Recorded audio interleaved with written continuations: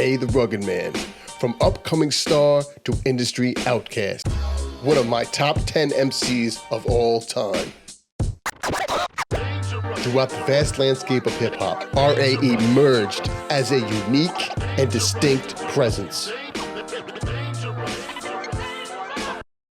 Born in Suffolk County, Long Island, Richard Andrew Thorburn quickly showcased incredible talent, igniting a bidding war that eventually led to a turbulent time at Jive Records. His defiant nature propelled his ascent as an independent icon. Polk and PRodcast YouTube channel and War of the Roses welcomes R.A. the Rugged Man.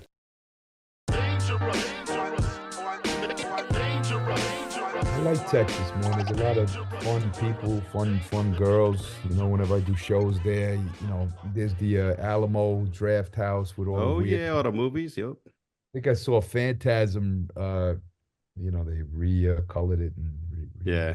No, it's legit. We like it here, so we just stayed. So, you know, putting down some roots finally after so many years. So.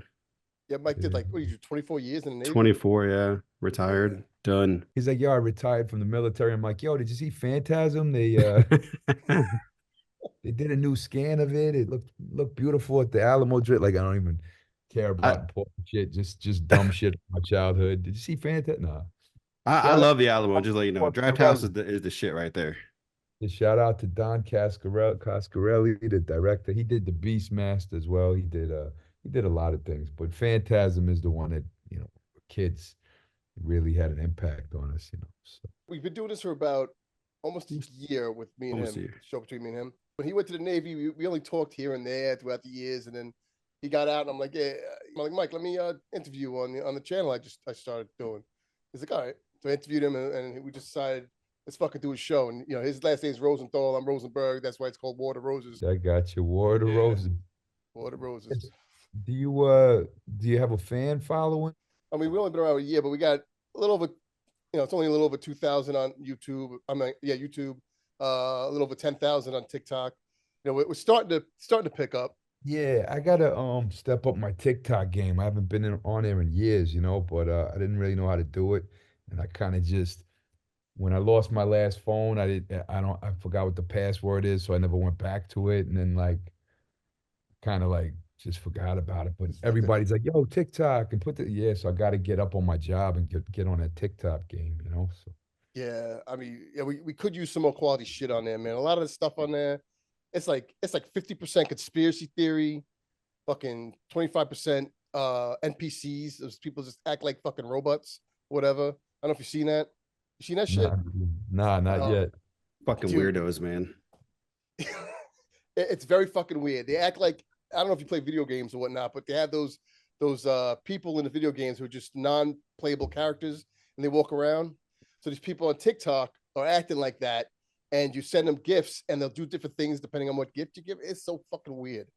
I heard about NPCs from years ago, like if everybody agreed with the same thing, oh, the NPC or whatever, some shit. I didn't really get too much into it, but I never seen like the live motion versions of it. It's weird, bro. My kids are at their house right now. I'm at the apartment. This is my getaway. I got an apartment walking distance from the kid's house. So, you know, when me and the mother don't get along, I just could dip, you know. Smart. That's pretty wild. I wish I had a yeah, I wish I had to get away. I'll go sit in my car. Yeah. Remember, one bedroom apartment with a girl. I used to lock myself in the bathroom and just write like, "Yo, I'm in the bathroom. Leave me alone. I'm not dealing with it." Yeah. Are you married, or are you guys just like kind of? No, we're not married. We're not together at the moment. We're just raising our kids together, you know. So okay. And she's German nationality, or? Yeah, you hear all the raspiness in my voice? I should do my exercises.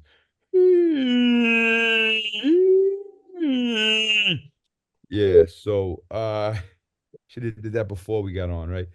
I heard your story where you fucked up your vocal cords, right? That was decades ago. They taught me how to fix it. Yeah, decades ago. I did a few shows in Europe in the 90s, and it was crustified dibs. So you're screaming, not taking care of yourself. I never drank a glass of water in my life. I was out of shape. I was crazy and tore my vocal cords apart and lost my voice for 9 months. And then Dr. Gwen Corvin saved me, and she's still my doctor today, decades later. Anytime I'm about to do like 50 shows or whatever, I go see her. She beefs me up with steroids in my throat, gives me B12, gives me whatever the fuck I need if I'm losing my shit. So yeah. How's the rap scene over there, the hip hop scene over in Berlin? Well, the whole world is hip hop, the whole world. It invaded the planet. So it don't matter where you're at, there's gonna be a hip hop scene. So that's a beautiful thing. It's a gift and a curse, It's like when capitalism gets involved, gets promoted all over the world because everybody wants to make money off of it. So the bad thing is you get all these vultures and terrible music and terrible people involved. But the blessing is it's marketed to people, so people all over the planet get to embrace the culture, man. So you just got to deal with a lot of knuckleheads that don't really care about it, and a lot of vultures. But it also, there's a lot of love. You go anywhere in the world, you'll find a beatboxer, you'll find an MC, you'll find a DJ, you'll find a graffiti artist, you'll find a dancer, a b-boy, b-girl, anywhere in the world, like anywhere. I can't, there's not a country on the planet that don't have that. And I know the scene in Europe is just nonstop. I mean, the clubs, they start late, they end late. There's always music going on. There's always, live shows. It's crazy in Europe. I love Europe. Yeah, you're talking about the weird sex clubs, man. I know. Well, that's definitely Germany. That's definitely Germany. Yeah, that's why you think, it starts late. It's like, yeah, it starts at like 5 a.m. and they fuck each other till 5 p.m. Yeah. Fucking Germany is off the chain, man. Mike, I knew you were some freaky shit, man. Hey, man. Shh. Get that shit out there. I remember when I was 11 years old, my sister's boyfriend would tell me, that rap music's not gonna be around another 10 years. It's garbage. It's not gonna be around. It became, at the time, country was like the biggest music at the time. Then 10 years later, hip hop was the biggest music, and it still is pretty much the biggest type of music out there, man. Yeah, I mean, everybody thought that. They all thought it was gonna go. I think even rap thought it was gonna go away. Nobody thought. I don't even think rap. I don't even think hip hop. You think the icons that started it knew? Oh yeah, in 50 years it's gonna be the biggest music in the world for 3 decades in a row. Like, I don't think anybody saw it coming. Like, I know people who fought for it to say, "Nah, I love this culture. Hip hop is music." Chubb Rock would do songs like they don't even, respect us at the Grammys. They had the Grammy song with him and Hitman Howie T, and then, they really never knew that hip hop would become, the $1 trillion industry it's become, but it has. I don't think anybody could have predicted that. No, I don't think anybody could have. If you find me interviews of anybody in the 70s or mid 80s saying this will be the biggest music in the world for decades to come, I show it to me, because I ain't never seen it. No. And everybody's parents, they all say the same thing, like, it's all, you young kids, this ain't gonna last. My father said the same thing. He was happy that I did good, but he didn't think it was gonna last either. He in one of his interviews, he said, "Yo, I was a doo-wop guy. I was waiting for doo-wop to come back." History repeats itself, so maybe in 50 years it'll come back. Who knows? Yeah, well, I mean, look at some of the samples that Doja Cat uses. The song Golden Oldies on my last album was originally a doo-wop song.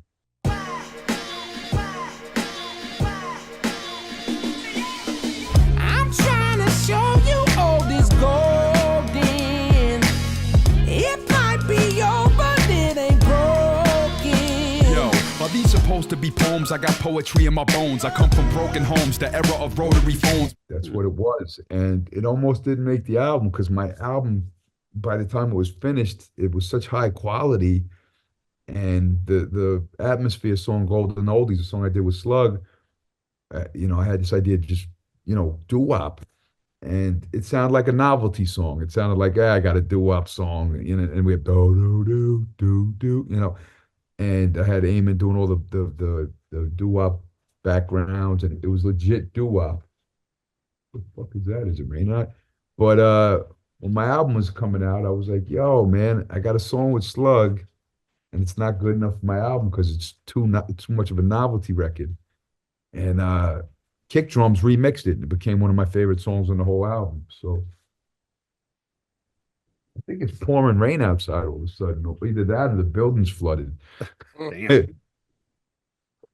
Yeah, you're actually not too far from like what, 2 countries away from Ukraine, right? Yeah, we could drive there 5 hours. Yep, we're right here. So, the world is crazy, right? Yeah, it's you raise kids in Germany for a better life because America has no health care, America has no college, the healthcare system, they price gouge it to death. And my kids got it good. They're taken care of health wise. They're taken care of if they want to go to college, all of that good stuff. They're dual citizens if they want to change that, move to America.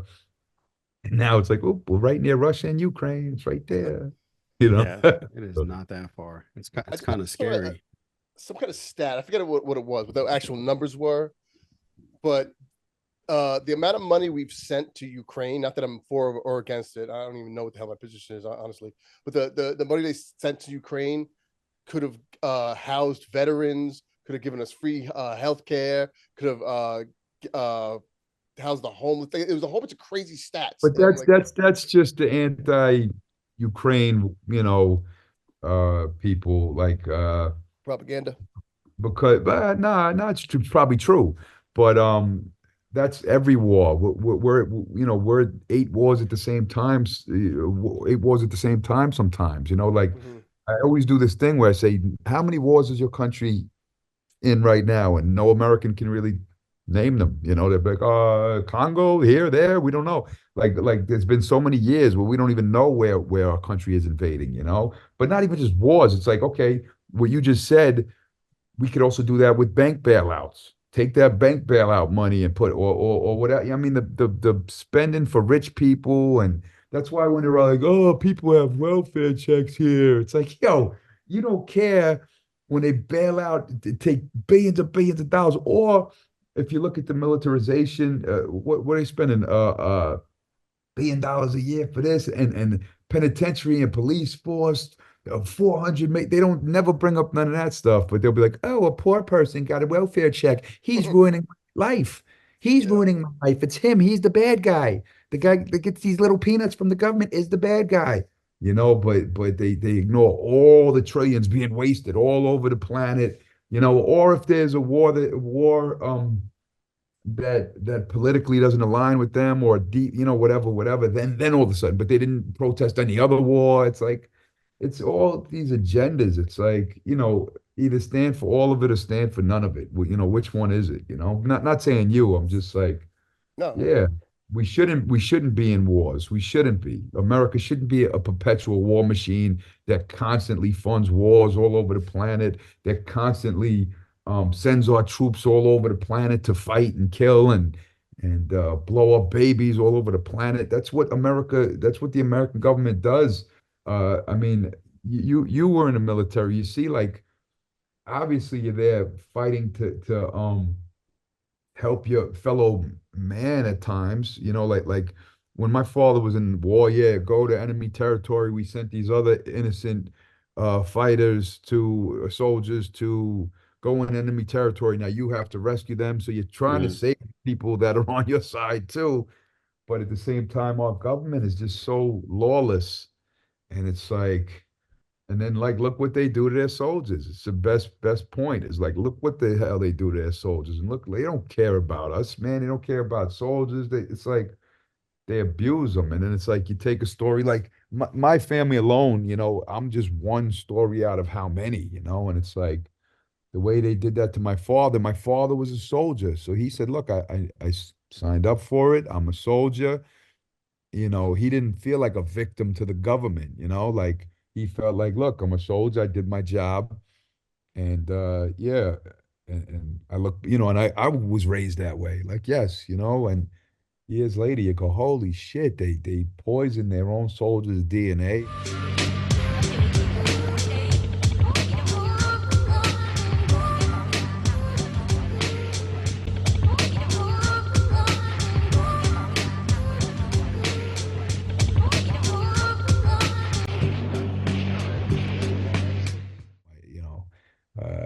Your son died, your daughter died, your grandson died, yeah, you died at 63. Who knows? It was cancer. Who knows if Agent Orange had anything to do with that? And it's like, and they the check that they gave my father for the children to have an Agent Orange was like it was 2400 a year for 4 years.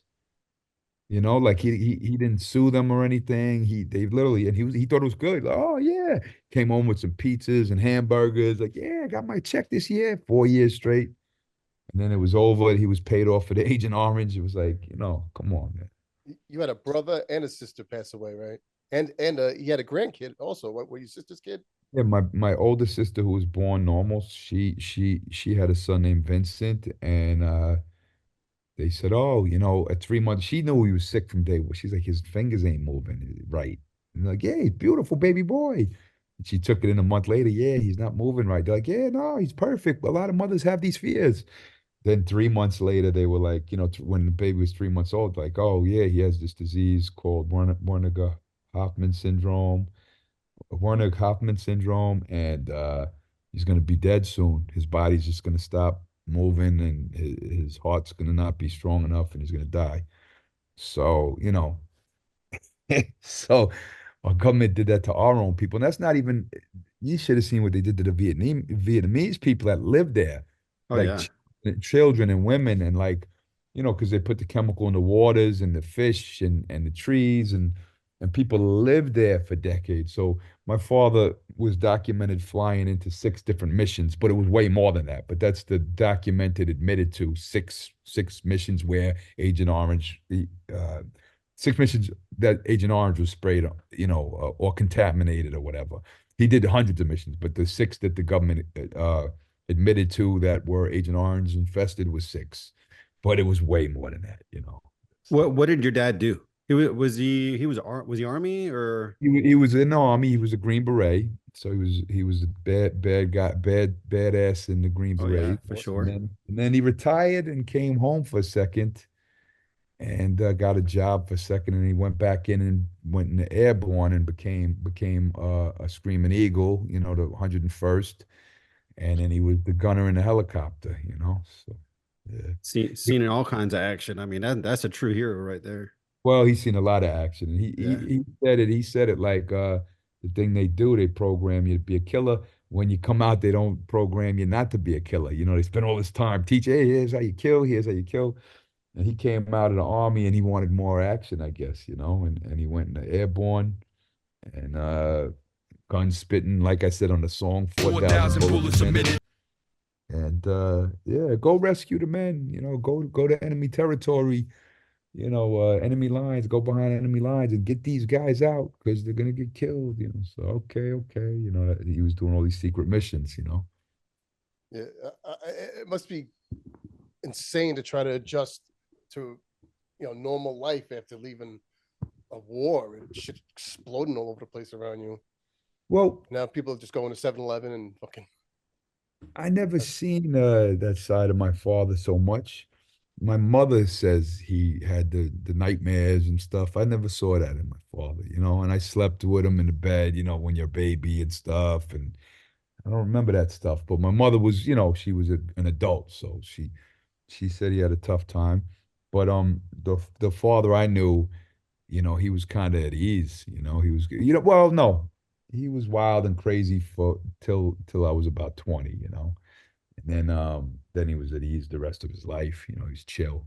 And he kind of he'd always be like, man, some of these guys, went over there for 8 months. And then, it's 50 years later, that's all they still talk of. They did 8 months. It was 8 months of your life, but because in his mind, I guess, when you're seeing your child sick and your children sick and dying and all this stuff, that's way harder than war, as far as hard and scary as war is. There's nothing worse in life than burying your own children or your children being sick. If anybody has kids out there that's listening, like if your daughter has a cold or a temperature, you feel terrible. If you're one of your children break a bone, it's the worst thing in the world. You hate seeing your kids suffer.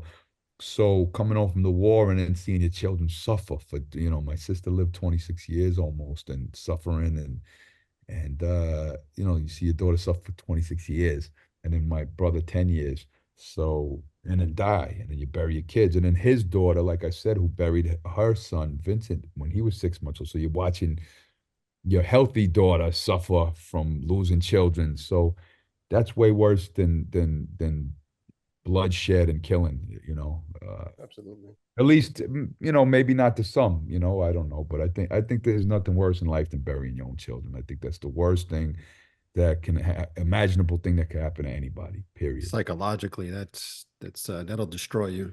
I know it destroyed me. Absolutely. Lost your child? Well, I'm saying if I did, but that's psychologically, that would destroy my life, because my kids are everything. Well, my father bounced back. He you never get over it, obviously, but he was able to have a positive worldview, and that's why in the end of Uncommon Valor, when I said I still got to think positive, because in life, God take, God give. And my kids born handicapped, spastic, quadriplegia, microcephalic, cerebral palsy, cortical blindness, name it, they had it. My son died, he ain't lived, but I still try to think positive, because in life, God take, God give.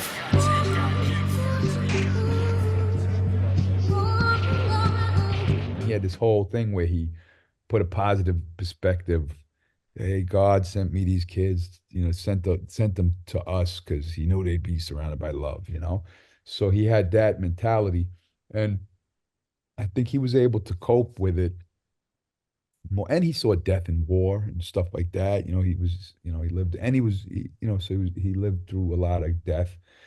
And, but my sister who lost her child, he was 6 months old, and my sister was a teen pregnancy.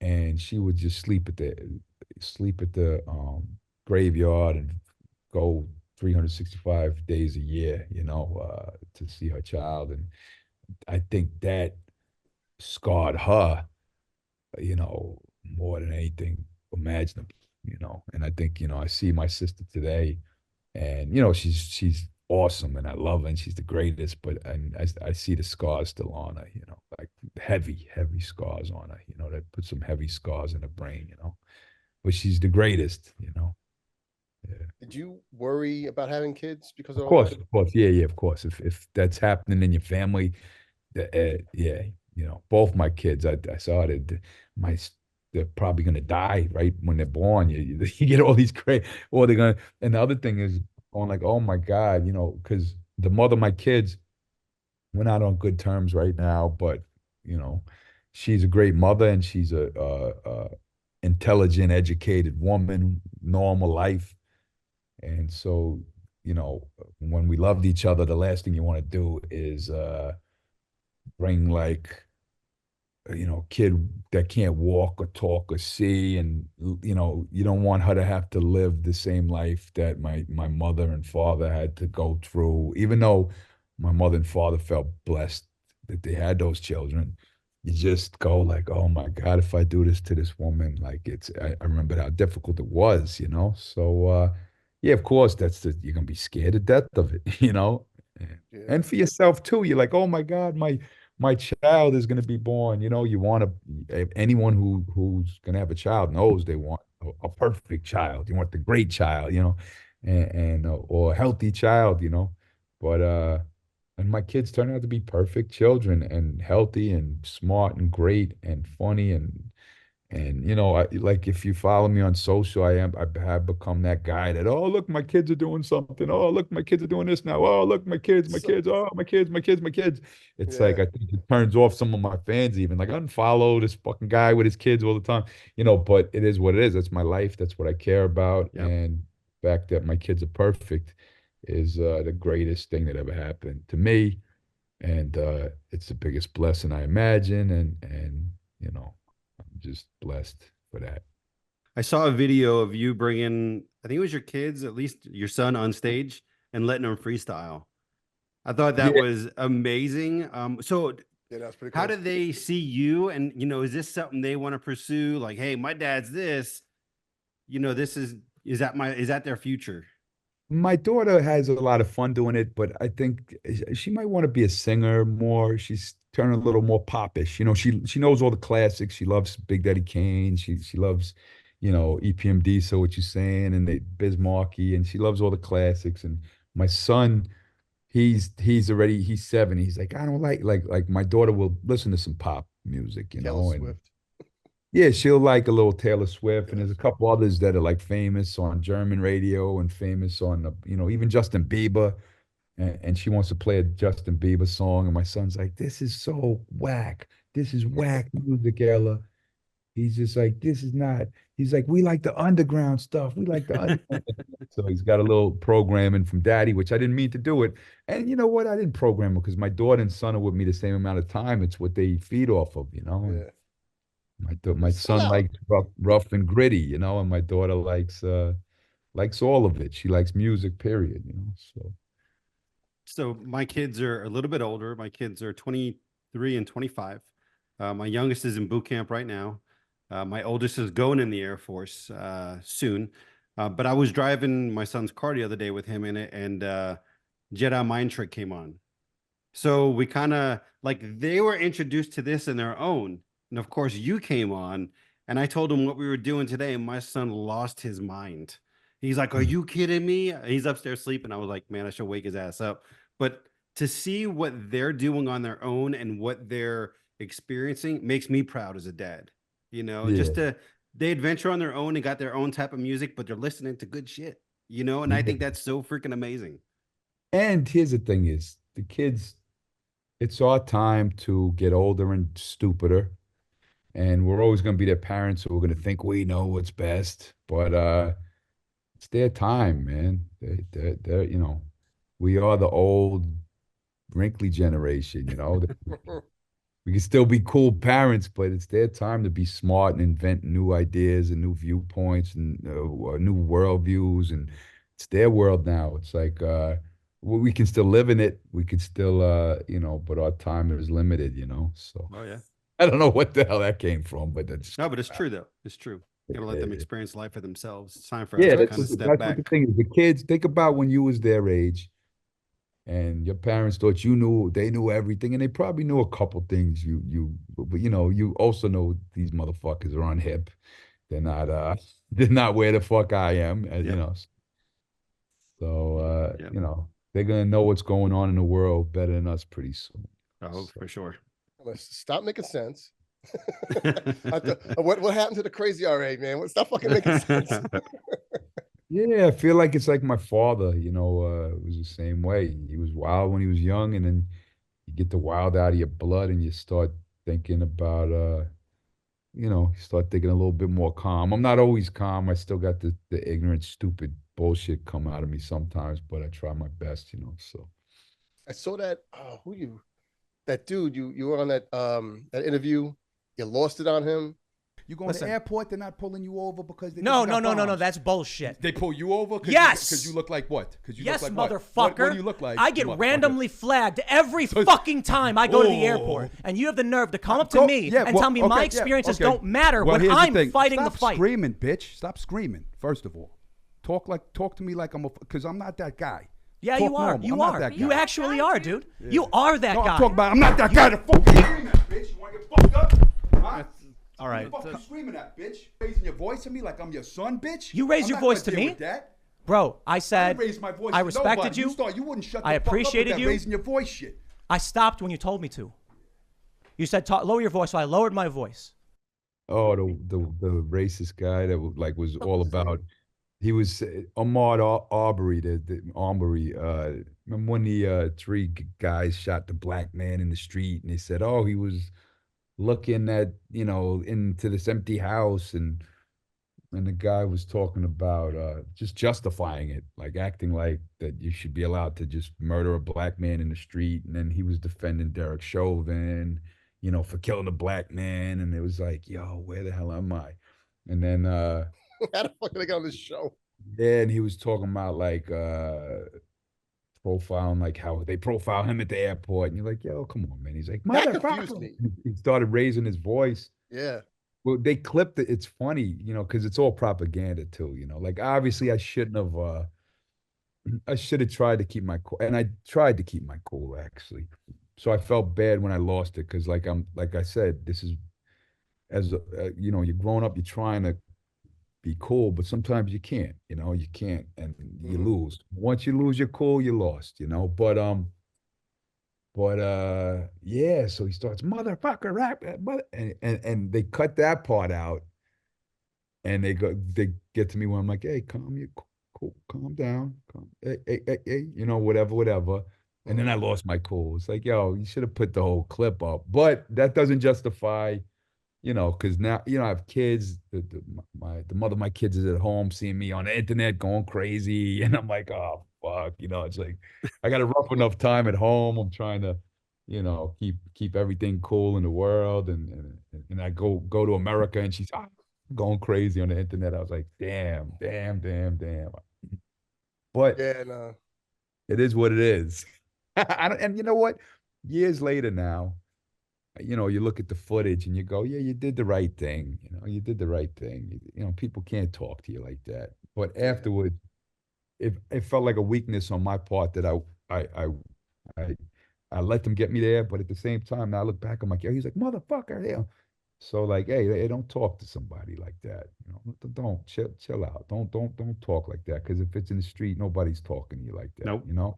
Yep. That's the only reason why on a podcast, they all of a sudden I could talk like that, and then you stand up and they you could tell that they have no balls. You got man, almost felt like a bully because okay, so.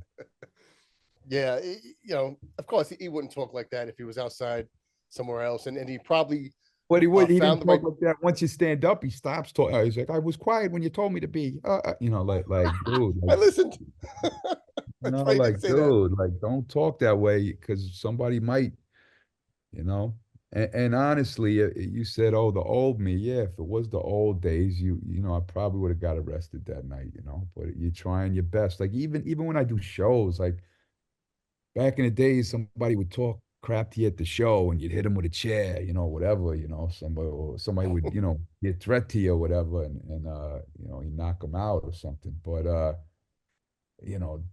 you got to grow up. You got to get out of that stuff. You can't, remember when I was a teenager, I was getting banned from everywhere from just doing wild stuff. And then as you mature, you get older, you go, what's getting you emotional? What's getting you that way? Like, chill, bro. And then, and you got a lot of anger issues and all of this stuff. So you try your best not to lose your cool. So even at a show today, like if somebody says something a little funky or disrespectful, I'll go, you know what? If I punch this guy in the face, what? I'm the artist. The venue don't want you back. You're losing your money for next year to this, that. And then the next show after that hears about it and this, that. And then it just becomes this ongoing thing. So the smart thing, if you're trying to tour the world and do hundreds of shows every year, you have to learn to be like, yeah, people are gonna be disrespectful. You're gonna see thousands of people every week. You're gonna say you do 5 shows, you've seen 5,000 people a week or so, or whatever it is. The smallest shows could be 4,000 people in a week. If you're hanging out with the fans and you're at the merch table, there's gonna be a drunk asshole eyeing you out and this and that. But back in the day, I thought like somebody be in the crowd back in the day giving you the finger or saying some nasty shit, and you'd spit at them or something, or and you'd be when you're a kid, you grow up, you go, no, you're the stage. This is your live performance, man. Like you are the movie screen. Somebody throws popcorn at the movie screen or something, the screen can't kick them back. You're here to entertain, get your money, entertain the people who love you in the crowd, who are there for, this is what I learned. Obviously, I'm not perfect. So like,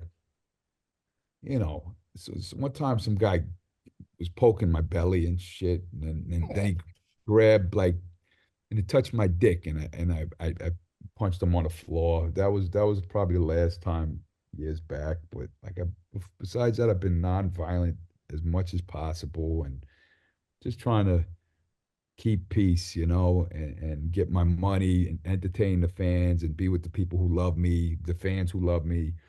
Concentrate on them, not on the negative. Don't concentrate on the one ignorant asshole or the two ignorant or the 10 ignorant assholes. Don't concentrate on that. Concentrate on the people who love you, because when you've been making music as long as I have and releasing it all over the world, people all around the world, and I'm not saying this as an ego thing. There's hundreds of artists thousands of artists that are all over the world making music, but there's people who love you all over the world. They'll have your name tattooed. They'll have your face tattooed. They'll have your lyrics tattooed. They'll have pictures. They'll name animals and cats after you. They'll bring their children to the show and tell you how much you saved their life from suicide and this and that. Like, people really love artists when they put their art out there all over the world. So why ruin that energy to go back into your old rah man, like, you want to try to, do what you do right, So it's not always easy, but that's what you want to do. Remember when I first heard you back in the day, I think the first song might have been I heard was Every Record Label Sucks Dick. Every record label sucks dick. Shout out to Buck Wild, yeah. I'm like, this guy's fucking good. And a few years later, it was Smith Haven Mall and Stanley Kubrick. I couldn't understand why you weren't bigger. You were so good, and I didn't understand. I mean, I heard some of the story and shit, but like, how did the blackballing start? How did the blacklisting start, man? How did you get your white balls blackballed?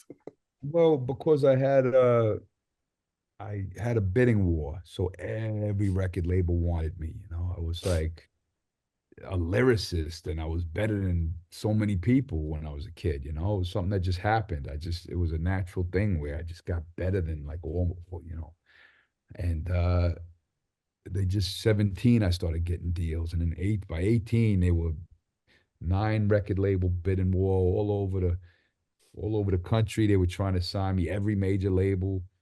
And I went to Jive because they gave me creative freedom and all this other stuff. And then I was a teenager, Long Island boy. You know how we act. We're all fucking over the place, crazy, wild, fights, blah, blah, blah, weapons, just crazy people. And I had the Long Island still in me, and I was wild, and I had a big mouth. If a record executive told me to do something, I'd suck my dick, fuck you, get the fuck out of my studio set, all of that shit. So I was wild and ignorant, and the reputation just kept going and going, and then my antics on stage, and I was dirty, crusty, and wild, and so it just kept going and going, and it was before the internet. So when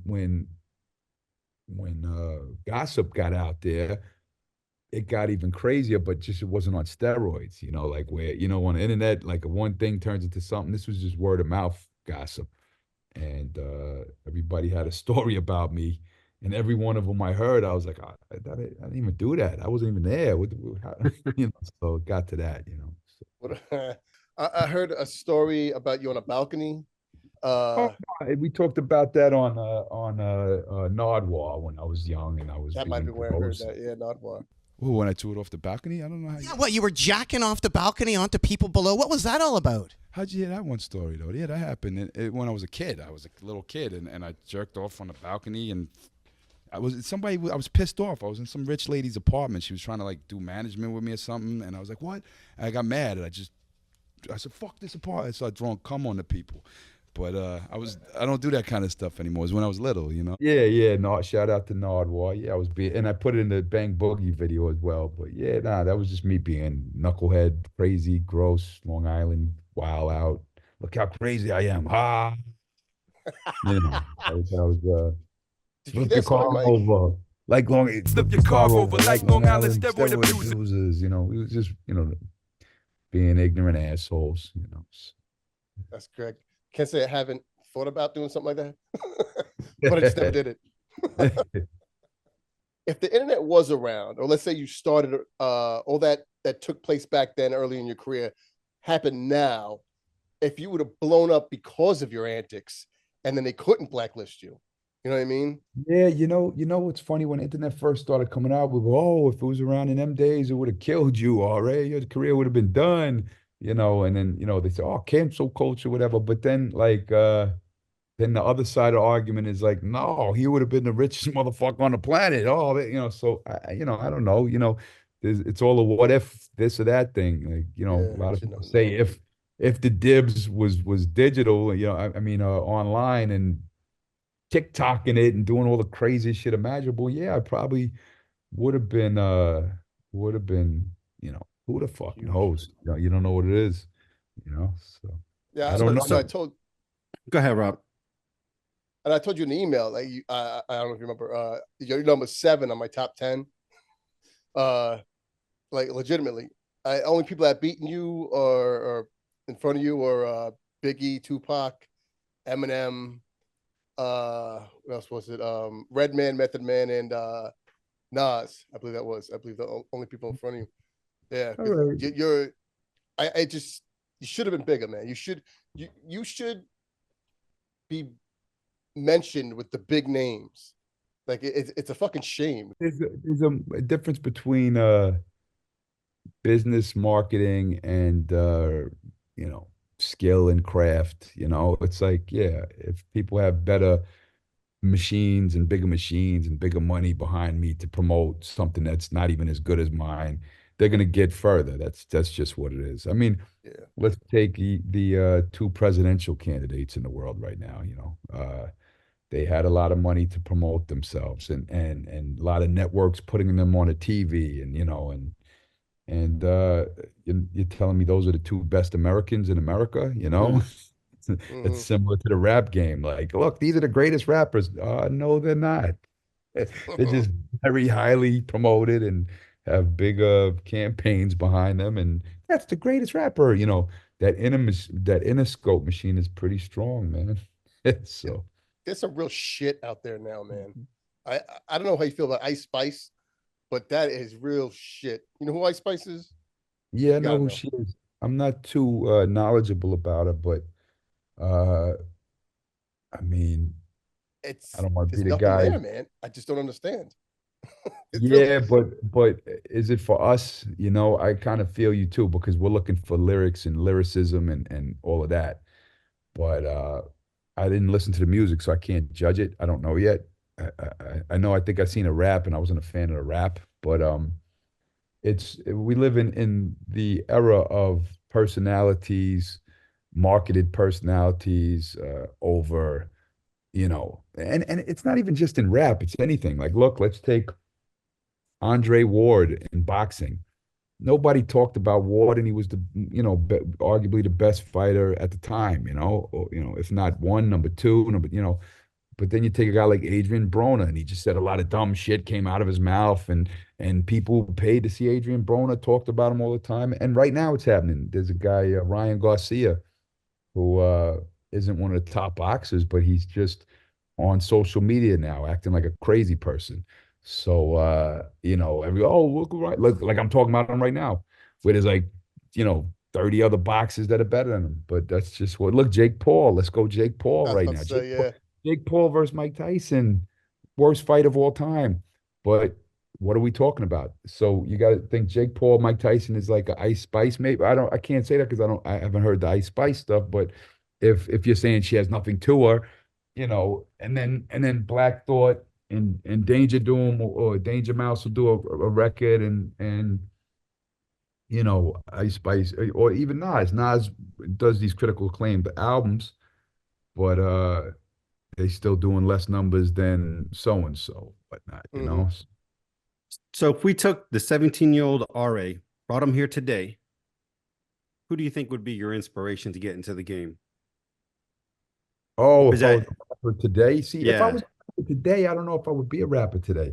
The thing that, because I'm a contrarian, so the thing that got me into rap was that it was so militant and so against the grain, and I wasn't supposed to be doing it, and you know, it wasn't the hip cool thing to do when I was doing it. You know, I was stuck out like a sore thumb everywhere I went, from my own schools to other neighborhoods, wherever I went. It was like, oh, you know, I wasn't supposed to be doing it. So that, you know, I'm thinking if it's something that like everybody online's doing and it's the cool thing and everybody got their own vibes and feels.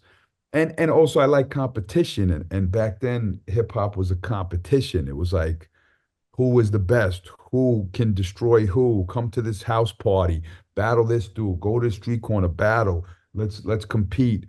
You know, and when I was young, that was, you know, it was like that fed the fire, you know, like uh so today, if all I have to do is go on my internet and we can vibe out and make vibe music, and it's if it's popular and trendy way to do it, and I'm wearing the fashion, I don't know if that would be my thing, but it might be. You know, maybe I was just destined to do hip hop no matter what decade I was born in, you know, but I think that the transgressive nature, like going against the grain and fighting the power, it don't mean it's go cliche, but shout out to Long Island, Chuck and Flav and Griff, fighting the power, you know? Yeah. So who was your inspiration that got you into the game, you know, many moons ago? Well, I started rapping with, you know, locally, and then this kid, Human Beatbox Bob, he was beatboxing, and then my boy Marcus, his name was Stimulation, and Miguel was Proficient, and they had their own little rap groups, and then they started making demos, but then a producer, Niles, who worked on my first few albums. I think he even worked on the last one, part of it, you know. He was always somewhere in the mix with me, you know. But Niles put me on, and then we went to Charlie Murata's studio, and my boy Capital Crime Lord, brought me to meet Biz Markie, and then Biz Markie would and Diamond Shell, and when I went to Charlie Murata's studio, JVC Force, you know, Kirk Casal was engineering, and it was just this world where you know, Craig Mack was in the area before he was Craig Mack. Well, his name was Craig Mack, but it was like Easy and Troop, and Diamond J, DJ Diamond J, EPMD. Oh yeah, EPMD. Eric Sermon was around. Oh yeah.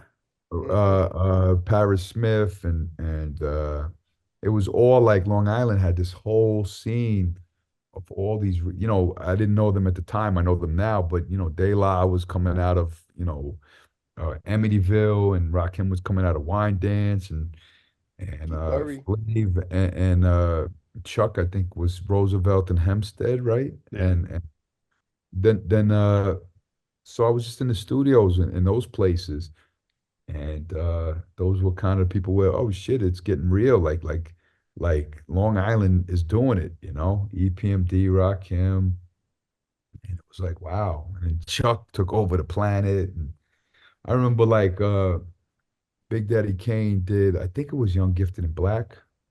I know the rhyme and the beat, but like one of the songs on that album, I think it was Young, Gifted, and Black.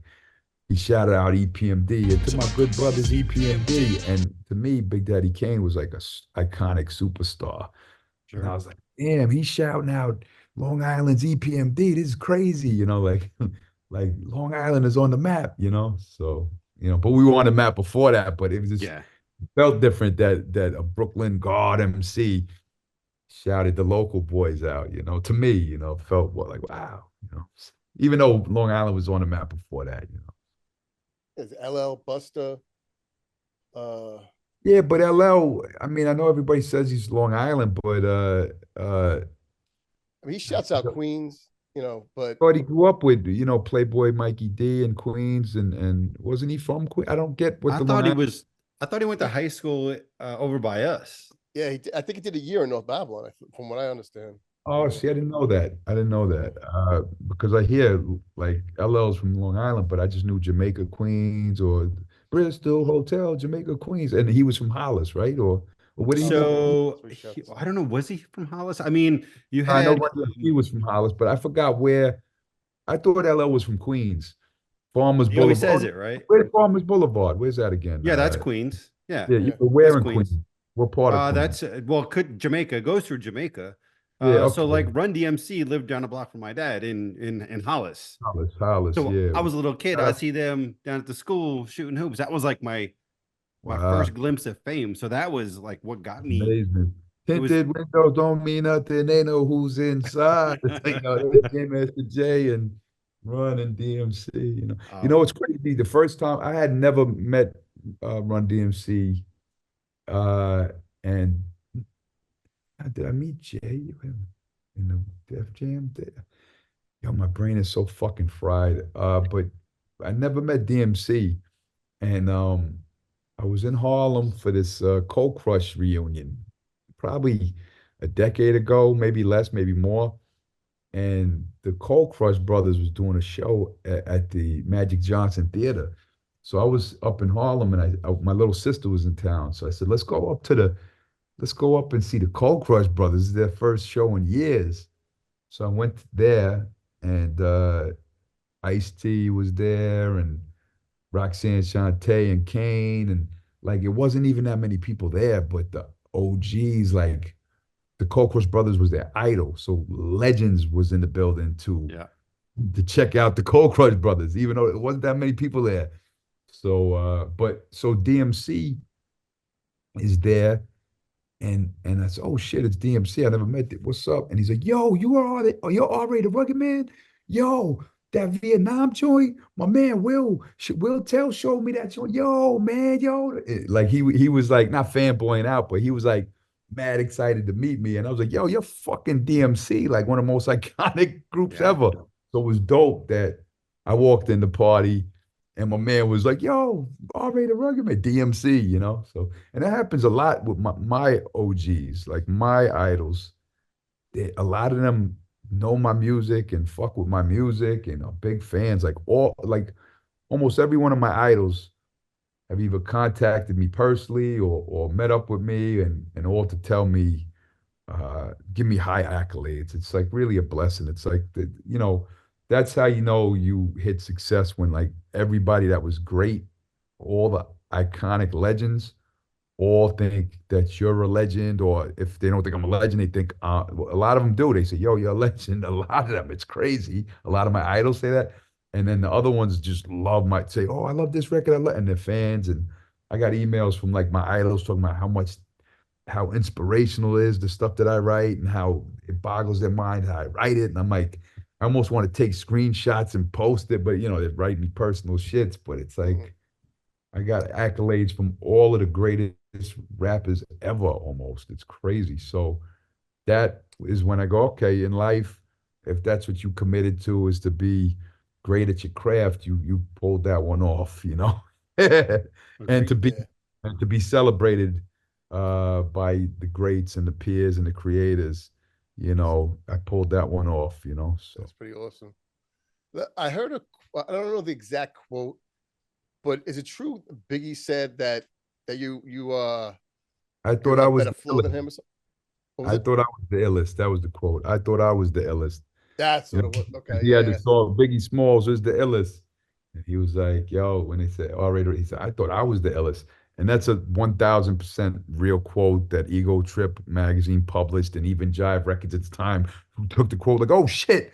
And used it. They used that quote with all of them though, because a lot of the who was it? Redman, Surge, Buck Wild, Funk Flex at the time. Like they got quotes from all the guys that were like doing shit, and they ran with the quotes because they were like, yo, these guys, a lot of MCs love R.A.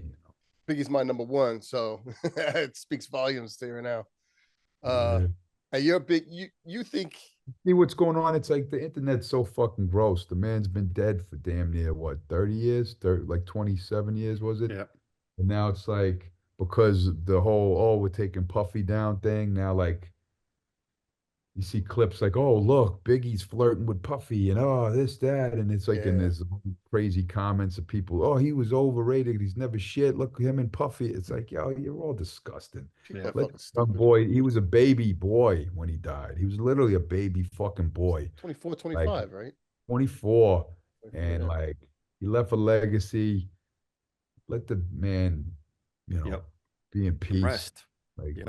God damn the internet. It's like he can't defend himself. He can't say nothing. You're gonna sit there and just put your name all over a dead man's memory. It's gross. The internet is gross, Humans, well, it's not the internet. Who's behind the internet? So humanity, humanity has always been like that. The Frankenstein movie where they got the fire torches and we're the good guys. We're the good guys. Like do horrible things to people and claim that they're the horrible ones so you can feel better about yourself. And even if a guy's dead since he's 24 years old and been dead longer than he's been alive, like we're still gonna get him and say terrible things about him. It's like, yo, man, like, is that really what your life is? Speaking of which, what's your thought on what's going on with Diddy right now? I wasn't there. I think everyone, Diddy was a monster forever, and these are all people that hung out with him and hugged him and pretending like they loved him when they think they get something out of him. So I don't want to defend anybody if they did nothing, but I don't want to jump on everybody and destroy them and let's kill everything he's ever created because I heard something on the news that I wasn't there for and I don't know anything. And I haven't looked into it, so if there's some eye-popping, crazy something that I'm not seeing, forgive me, but not. I don't need to be forgiven, but you know what I mean. Like you know what, you're probably better off because I mean, how does this shit even affect our lives, honestly? Yeah, exactly. And we're gonna destroy a man's life. But if he did something horrendous. And I don't, by horrendous, I don't mean like just had sex parties. If everyone's legal and you're having like orgies and stuff, like I don't know, but if there's like victims involved, then yes, okay, put them away, get them the fuck out of here, get rid of the guy. If there's victims involved, get rid of a motherfucker. There's nothing wrong with that. But I'm just saying, like, I don't know. I wasn't there, so I don't want to throw everybody under the bus unless I look into it, read on it, see facts. I'm raising kids. I'm making a movie. I'm working on new music. I haven't did the whole social media climb into what's going on in Puffy's world. I didn't think he was. I don't know. I didn't think he was the most likable guy, but I don't know. I heard a weird story about him, before all this stuff. And I didn't know if it was talk or not, It was a weird story. And if the story was weird, it's fucked up. It actually wasn't illegal, but it was fucked up, about an artist trying to get on, like some casting couch kind of thing. But, but I don't even know if the story's true because I wasn't there. But it sounded, I was like, oh, what the fuck, Have you met Keith Murray? Did you know Keith Murray? Of course. I love Keith, man. I love Keith. I knew Keith before he was famous. I knew Keith before any of the problems. Well, not before. He had problems his whole life. He had a tough life.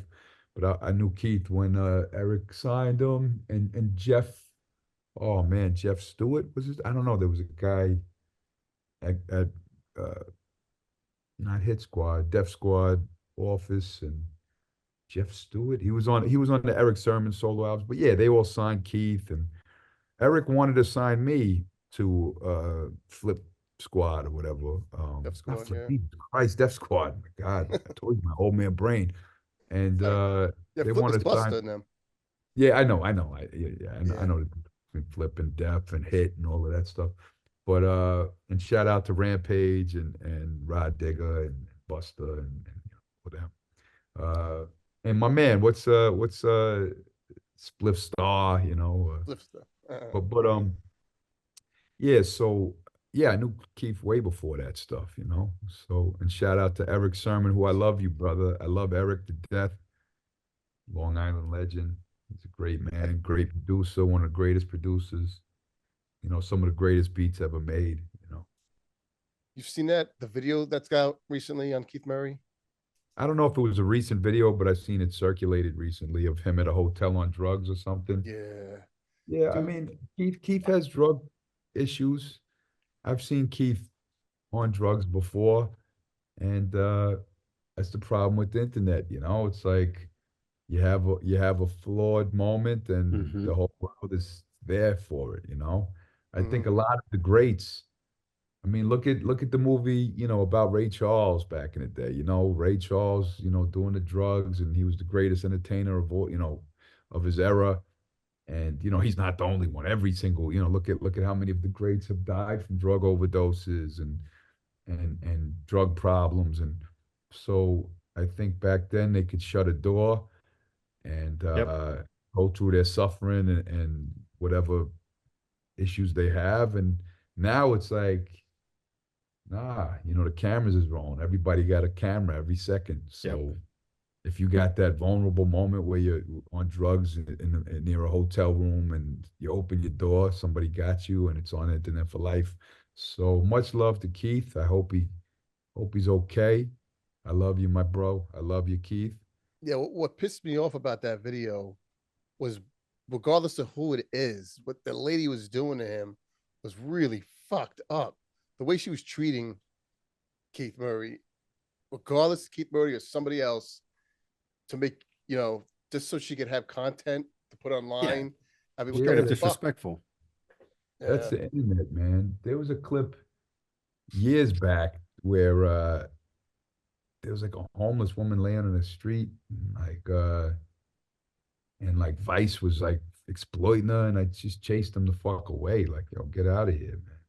Yeah, I work in Manhattan, and I walk past homeless people, and I'm like, oh my God, I would never want to be in that position. And that's like, besides something happening to my kids, that's the thing I'm most afraid of, is being homeless and not having shit and just sitting on the street and having no place to go, no food, nothing, man. It's like it can happen like that. Yeah. Like anything could just fuck your life up immediately. Yeah, and then you have the new era where they lack empathy, where they go, oh, you put yourself in that situation, you should have worked harder, and and they look at homeless people like bugs, or like, it's a nuisance. Like rodents, and like, oh, how dare you be homeless in front of me? It's like, go fuck yourself, So yeah, they don't understand. Some of these people are human. Well, not somebody. All of these people are human beings. Some of them are aliens. And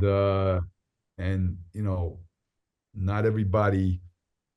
And also say it is their fault that they got put in that situation because they made the wrong choices. And and not everyone is at fault. But say it is. Say they made all these mistakes in life and ended up in that situation. You motherfuckers never made mistakes in your life. You didn't cheat on your wife and ruin your family and hurt your children, or you didn't do this or that. Like, every one of you motherfuckers made mistakes. So still, it's a human motherfucking being, I think I've made more mistakes than not. See, that if you have any kind of intelligence, you know that. Yep. That's what my father said when I was young. He said, man, I made so many mistakes in my life. I've been wrong so many more times than I've been right.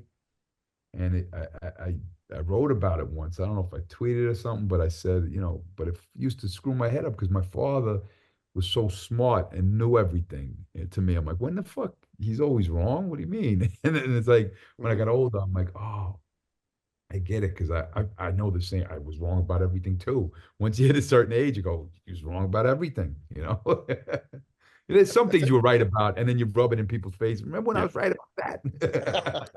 How about the other 90,000 things you were wrong about, asshole? Yeah. Far and few. I tell you, you talk about your father, man. You speak about him with so much respect, man, and you can tell how much you love and miss him, and you can tell how family is fucking important to you, and that's pretty awesome, man.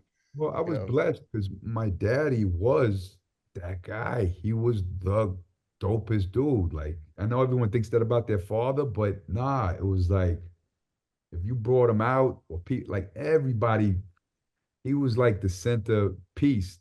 Wherever you went, he was the star, not me. Like, my daddy was the movie star and the personality, and like, he just had, like, you could just tape record him and you'd have dialogue for years for TV, I'm like the downgrade, version of that man, So if people think they like what I'm about and what I say in interviews, or like my point of views in music, or nah, my father was really the one. He was the one, and the world gravitated to him. He just wasn't, like I said. You said, "Oh, how come people don't know you or this and that?" It's like he didn't have a path to be seen, or he never tried to be seen. But if he had that stage, he would have glowed. He was the one that would have glowed, not me. So he definitely handed down his charisma to you. That's pretty obvious. Yeah. Go ahead, Mike. What you saying? You saw him. Yeah, he was. Yeah. There's so much respect and love. Any thoughts about putting sound bites of your dad into any of your songs, or have you done it? I mean, I think that would be amazing. Well, yeah, the thing is the beginning of Daddy's Halo on the Legends Never Die album. Yeah, it's like he said, they say make love. I forgot what he said. I'm a bad son. I forgot what he said. He said say make love, not war, or something. He said I made the love. I'm misquoting him because, like I said, I'm my daddy downgrade. So I'm even fucking up his beautiful quote. I'm not even gonna say it. Actually, go to the song Daddy's Halo, Legends Never Die. It's called, and the intro. That's my pop talking. I think I heard it. I don't remember either. The biggest problem though was all the interviews I got with my pop was after he had cancer. He looks sick. He doesn't look like himself, but it's still great to have it, so. And you cherish those moments for sure. Yeah, and you get to see his personality and shine through. The funny story about my dad was a street dude too. He was in the streets and grew up in the city, and his mother left him as a kid and came back when he was 13. And then, he was in the streets and he went to the army after he was stealing cars and whatnot. So he always had like the little criminal in him. And if we go someplace, he might steal something or this, little stupid shit. But so about 8 days before he died, say there's a nice knife. Like I think we were at the Outback, and you know how they have the nice little steak knives? Oh, yeah. Oh, yeah. So, he used to grab something slick, put in the whatever, So he was like, he had the cancer was in his brain, and it was like 9 days before he died. And we was at the Outback and shit, and then all of a sudden, like, he had the fucking steak knife in his like pocket like this, just sitting in it. And I was like, what are you doing? I was like, oh, he's trying to be like a slick, like that. Your brain ain't working. You just put the shit. It's not stealing a knife. Tried to steal a steak knife at the what's that place? I just said Outback. Outback and shit.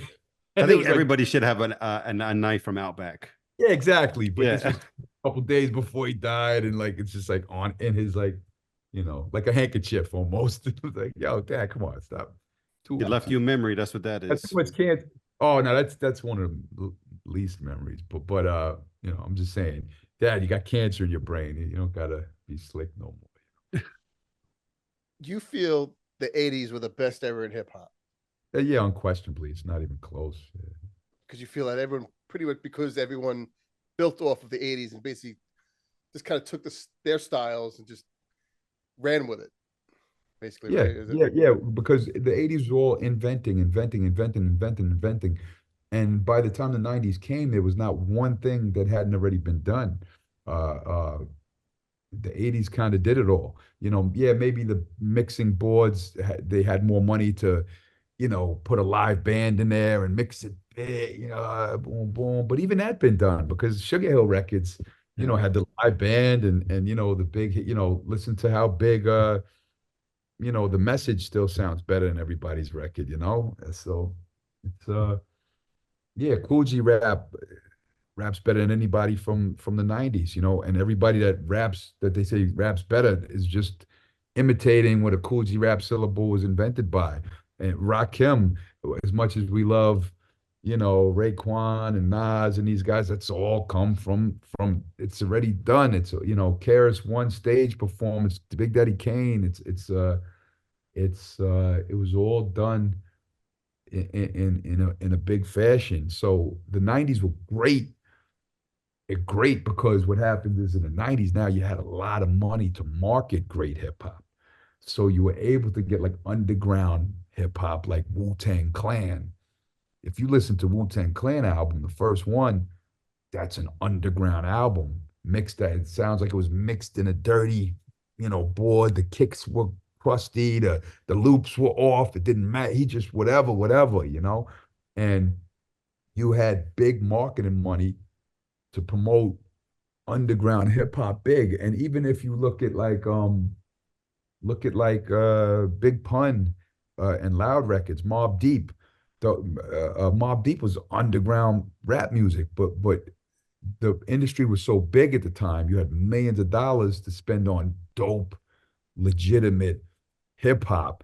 That's why the 90s has such a great reputation, and deservedly so.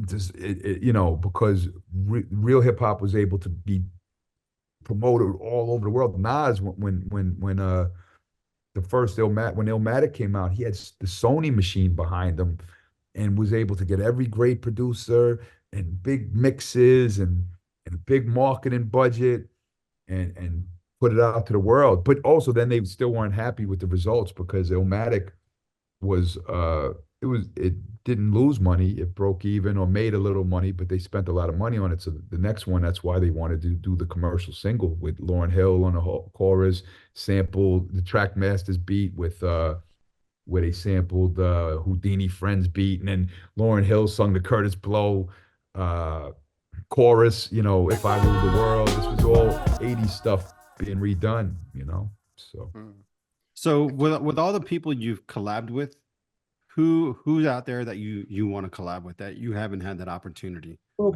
Big Daddy Kane says he's down, and I sent him some beats and he's like, yo, I would love it more than anything. And I'd love to get a Kane record. I'd love to do an LL record, For sure. But and he said cool 2 years ago. Like it was funny, like it was years ago, but it was like me and LL were talking about it too. But I guess he didn't like the beat I sent him. I sent him a beat from C. Lance that I thought was hot. And I would have produced it more after the vocals was on it, but maybe I should have sent him a finished song that was all in place, but I just sent him a beat, But yeah, he was like, because he was on Twitter, and I think Action Bronson had did a song with LL, and I was like, damn, Action, I'm jealous, man. I always want to do a record with LL Cool J. And then LL Cool J tweeted like, yo, R-Rated Rugged, I'm ready whenever, or something like that. So we were inboxing each other and then emailing each other, and it never never happened. I wanted to do the LL record. I would love it. And yo, LL, Rock the Bells Radio, Rock the Bells online, the internet site that they have. It's the greatest hip hop history that they have on the internet. Like all the other hip hop historians are whack. And my man Jay Quan is a historian. I used to nerd out and watch his little underground videos he made before Rock the Bells put them on. And I'm so glad they gave that guy a platform because he's like this really great writer and historian. He knows more about hip hop than all of us. He's a maniac. Like usually, and I said this to them, usually when I hear hip hop stories or hip hop history, I get mad because I've lived through a lot of that or seen it happening or was watching it as it happened. And a lot of people document it wrong. And these guys don't do that. So actually at this point, I got to bounce. Hey, RA, it's been a pleasure. I look forward to, to maybe doing this again. I can't wait to see what you got coming on next, man. Suicide Disco. I'm shooting a film this year. Absolutely. And we're having a soundtrack for it. And my other album, my next album's almost done. I just don't know how much time I'm going to have to work on it while I'm working on this damn movie, So. Well, much luck. I can't wait, man. You guys have a great day, and I appreciate your time, brother. Oh, thank you, man. Bless. Take care. Hit you up later, Mike. Let's talk about some more rap. Is there anyone new that you listen to now? Like, have you heard those guys? I like them. They sound like 90s early 2000s. Coast Contra. Oh yeah, they're really good, man. I heard two of them is Razkaz's kids. Is that true, or is that just a urban legend? I gotta text Raz and be like, "Yo, are those your kids or not?"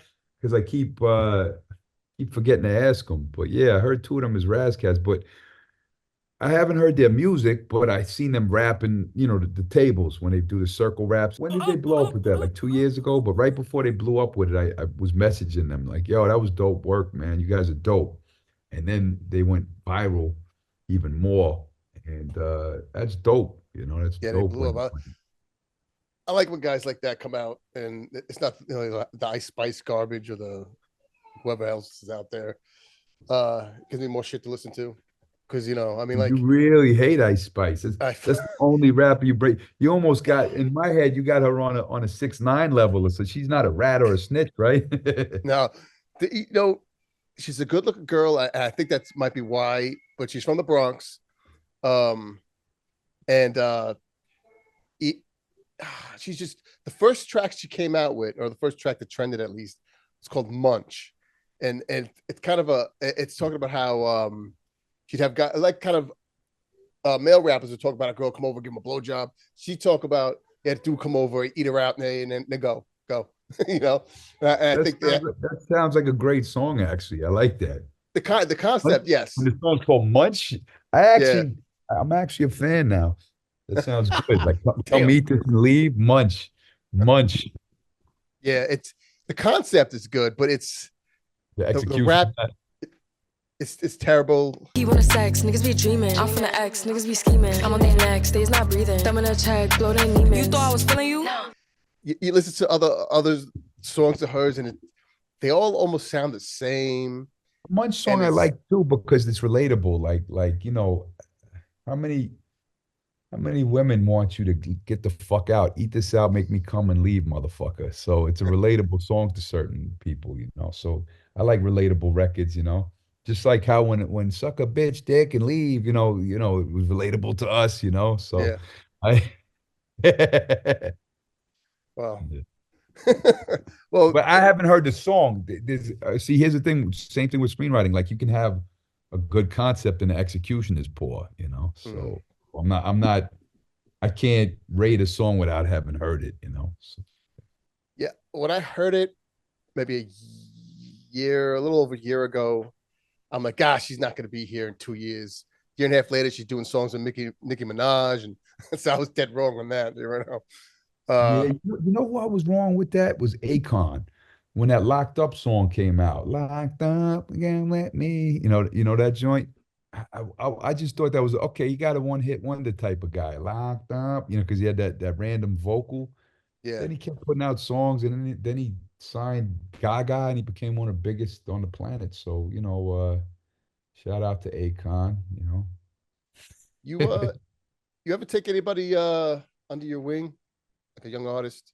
Yeah, I took a lot of rappers under my wing, and it's just you got to get with rappers that really. The thing is, I'm just one guy. I can't do everything for artists. If I had $1 million and big platform to just release music whenever I can, but like my situation is, I could open doors. I could introduce artists to all the big names. I could put artists on tours. I could get them distribution deals, stuff like that.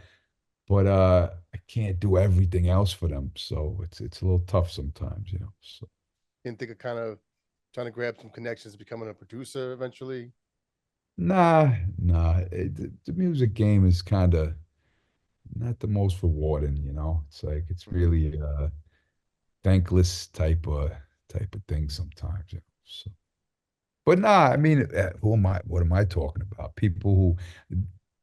That's for me because I'm not a business guy. I put my heart, and I get emotions for people, and I care about the people I work with and all of that stuff, and where. If you're a business guy and it's like cutthroat and who gives a fuck if they're not generating money now, get to the next guy, blah, blah, blah, blah, blah. That's that's how the business is, and that's not my personality, Is there anywhere I can get a top 5 out of you? Of all time? Maybe top 5 in the 80s and from the 90s. Top 5 of all time? Yeah, lyrically.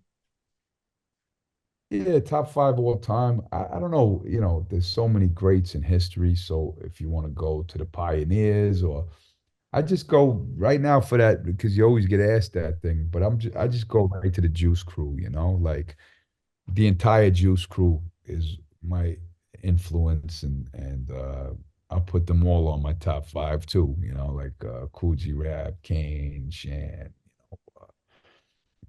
Intelligent Hoodlum, Master Ace, the whole Juice Crew. Biz, not lyricist, but the greatest entertainer that ever lived. Marley, the greatest, most influential beat maker. In fact, like if you take my favorite 20 hip hop songs of all time, or 30 hip hop songs of all time, 15 of them will probably be Marley joints. So yeah, those are my people.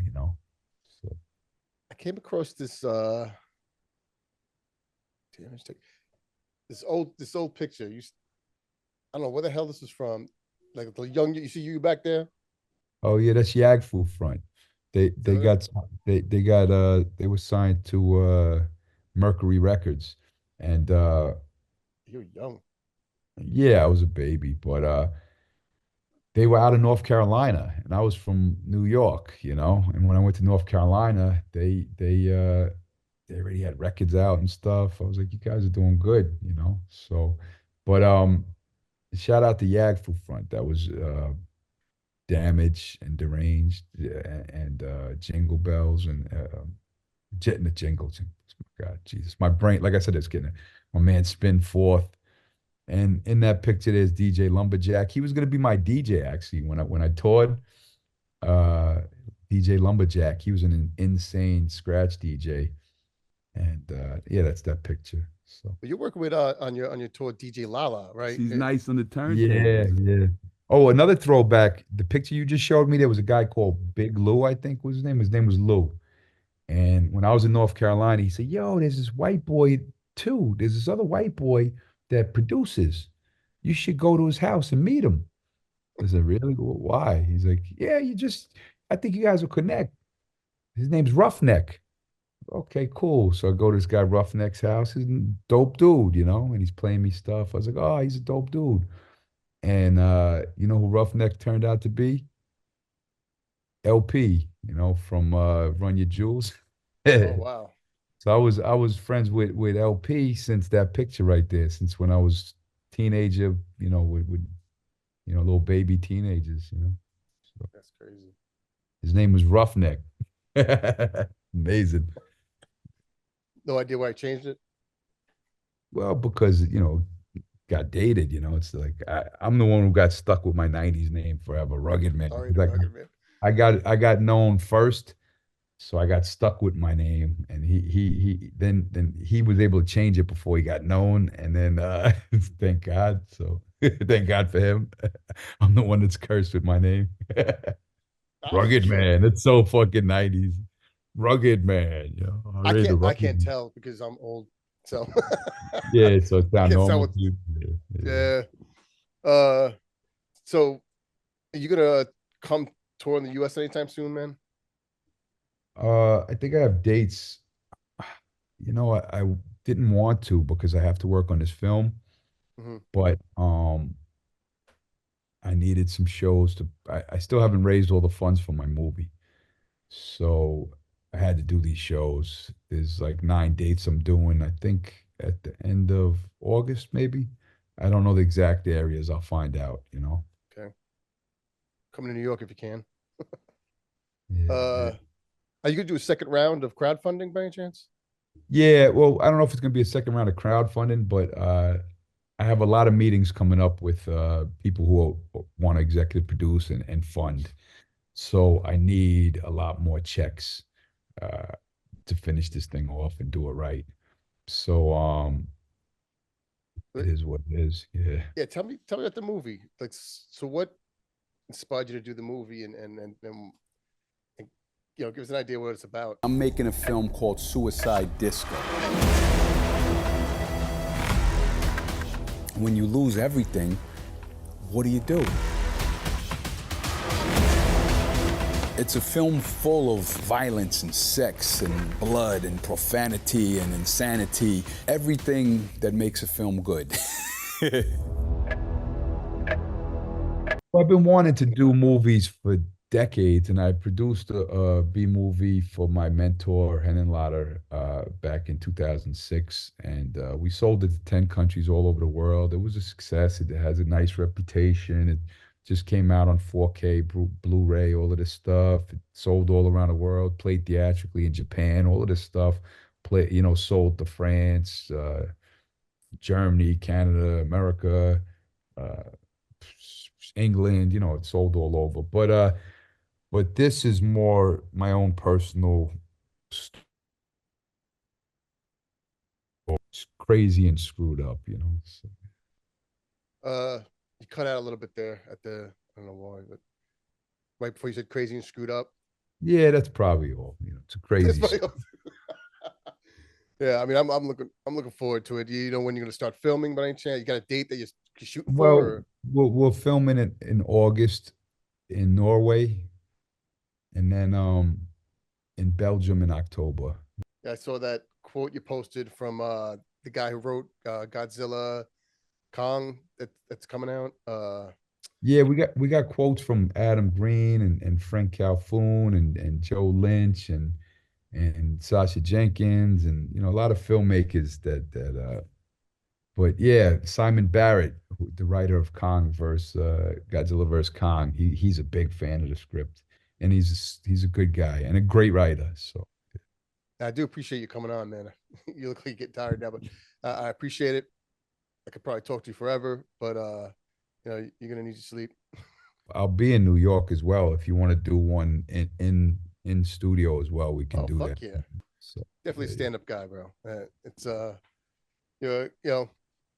considering how crazy I thought you were back when, which you probably were, but still a stand-up guy. that's fucking wild. Thanks, man, and I'll contact you soon. Long Island. Thanks, bro. I'll talk to you soon, right? Thank you, bro. The track bouncy, nobody get more rowdy than Suffolk County. Peace to Crackhead Crowley, Honky Thomas, Cat McLachlan, the whole crew, Cat Murata. What you gonna do? We roll through, fuck that. Big Earth, the midget face, rap 'em, bring 'em to the Port Jeff house.